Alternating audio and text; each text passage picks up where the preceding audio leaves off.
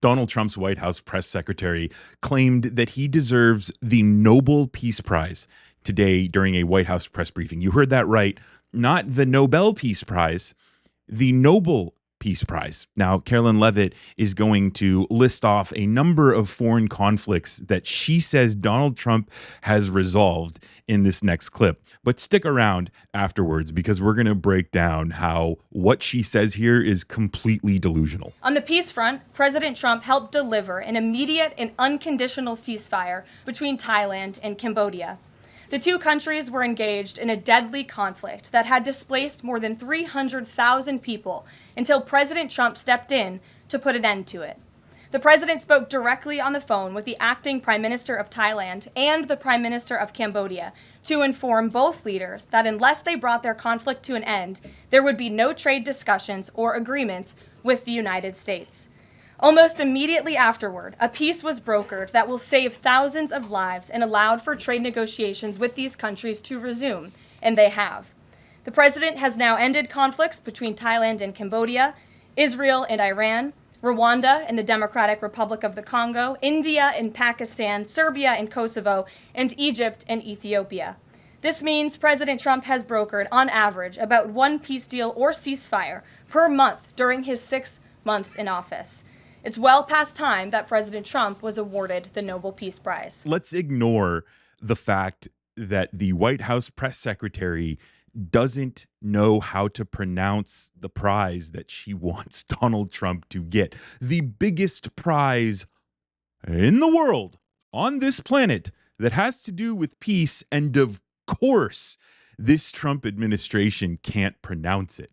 I mean, how illustrative of the fact that they're completely clueless. It's just remarkable, the circus that is this administration. Let's also ignore the facts of what's happening here at home. The fact that he's governing through chaos. He is governing through authoritarianism. He has launched a war here at home on Latin Americans, rounding up brown people and arresting them and deporting them. Let's ignore the fact that he is ignoring the courts and destroying our government. Let's ignore the fact that he is ignoring Congress's role in allocating funds across the government. Let's ignore the fact that he's withholding emergency relief funds from blue states.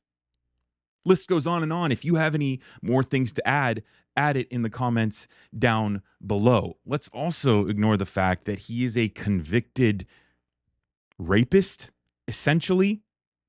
The sexual assault of E. Jean Carroll, and the fact that he is now covering for his relationship to the most notorious child sex trafficker in the history of our country. Let's ignore all that and let's focus on what Karoline Leavitt said here. Let's go through it one by one. Okay, when she made claims that Cambodia and Thailand have resolved their differences, there's now peace in the region because Donald Trump stepped in and just threatened to cut off trade to the two nations. Nothing could be further from the truth. It is a short-term stopgap measure in a long-lasting conflict here. These two countries are fighting over land. They're fighting over religious temples. And Donald Trump thinks he deserves a peace prize because he simply told him to stop or else he'll stop trading with them. Yeah, there's a ceasefire, but the real conflict is not over, much like many of the cases that she brought up there. She also brought up Israel and Iran, like there's some peace between these two nations. Iran has said that they are going to continue to enrich uranium.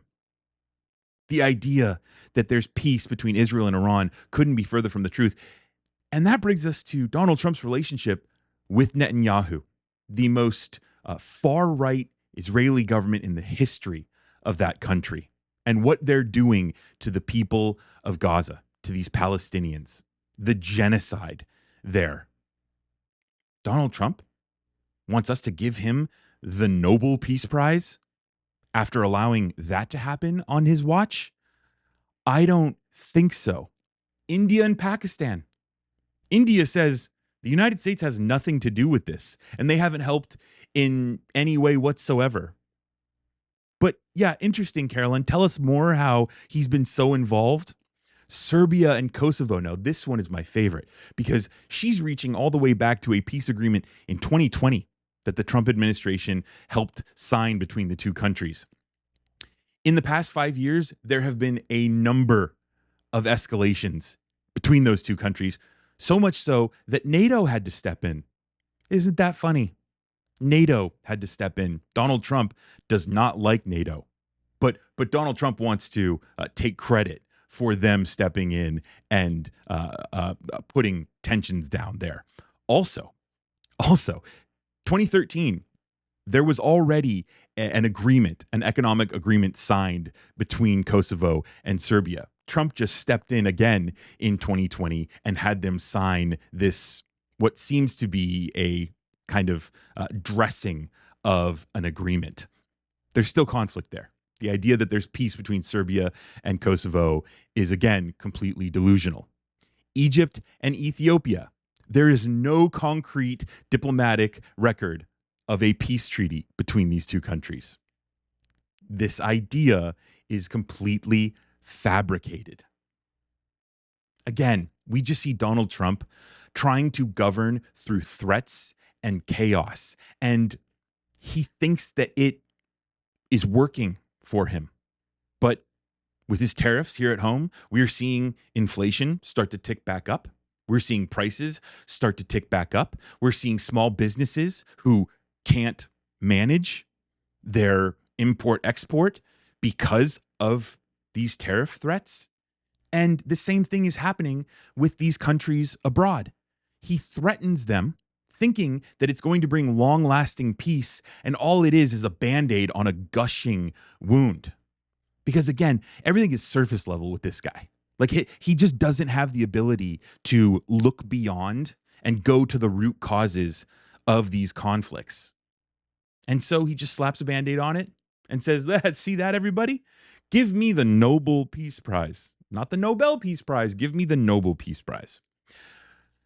I also want to bring up Barack Obama because this is another instance where Donald Trump is so jealous of President Barack Obama.